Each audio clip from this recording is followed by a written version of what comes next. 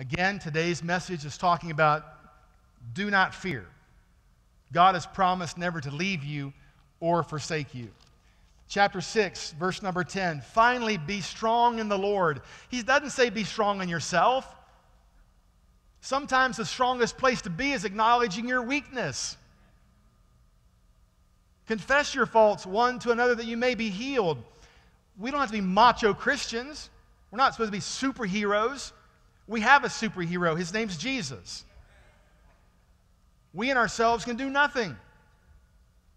So he says, finally be strong in the Lord and in his mighty power. It's not by might and not by strength, saith the Lord. It's by my Spirit.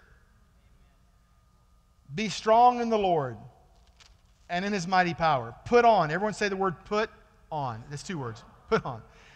Something you have to do to win a fight. There's something you have to do. People sit around waiting for God, but you have to do something also. Put on the full armor of God so that you can take your stand against the devil's schemes. For our struggle is not against flesh and blood, but against the rulers, against the authorities, against the powers of this dark world, and against the spiritual forces of evil in the heavenly realms. Therefore, put on the full armor of God so that when the day of evil comes, you may be able to stand your ground. The ground is what the will of God is for your life.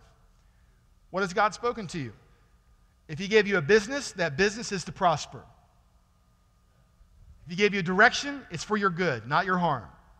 See, you must stand. See, so many Christians want the instant mentality that we have in our culture. Well, God said it, but it didn't happen, so I'm quitting it. Now listen, you're going to start and stop over and over and over and over again until you learn this lesson. If God says it, you stay with it. You stay with it and you stand your ground. You fight for that ground. He says this, therefore put on the full armor of God so that when the day of evil comes, circumstances, reports don't line up with what you thought, you may be able to stand your ground. It means keeping it occupied. After you've done everything to stand, stand firm then. The God in you has the ability to stand you up straight in the midst of something that may cause you to wilt in the natural. I always say this, you may feel afraid on the inside, just don't tell the devil. Say what God says. Let him hear what God says.